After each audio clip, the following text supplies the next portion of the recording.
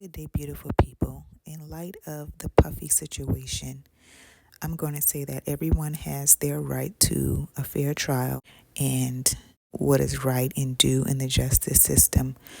However, where there is smoke, there is fire. Some of these victims are owed an apology, especially Cassie, and the ones where there is hardcore evidence, such as video. I'm so relieved for them that they have some validation now. Victim blaming is nothing new and it's very disgusting. There are both female and male alleged victims in this situation. And unfortunately, in this day and time, people make jokes of every single thing. I mean, there's nothing sensitive or sacred anymore. It's just a big, huge meme. And some of these people's lives have been destroyed. They'll never be the same physically, emotionally, mentally. And people don't realize the shame and the guilt these victims face when they are asked why they took so long to come forward, or they say that they just want money, etc. They also don't think about the fear, the threats, or some of the other things these people have to face, especially when they're dealing with a high profile person.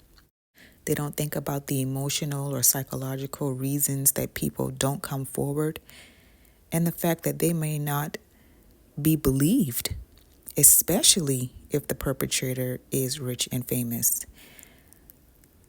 Sometimes, if they want to be an artist or someone in a spotlight with a higher aimed career, they could be blackballed or blackmailed. So, I'm just making this video to say be slow to judge and quick to listen. Listen to the children, listen to the men, listen to the women. You don't want to ever discourage someone for speaking up or saying what their experience has been. Due diligence should be put in to see if there's any truth to the matter, but never discredit or quiet anyone who is coming forward, because it takes a lot of courage to do so. I want you all to, again, be slow to judge, quick to listen. And again, I do feel that these people are owed a huge apology. There were so many people out here saying that Cassie especially, it was just a money grab. She was broke. She was mad or disgruntled ex, things of that nature. But now that there's hardcore evidence and video of this, and there are other people making these allegations, there's definitely some validation for her. And I also saw a video where she was basically explaining the fallout of all of this, that she has some partial hearing loss, PTSD. She goes into these spells where she just sits and stares.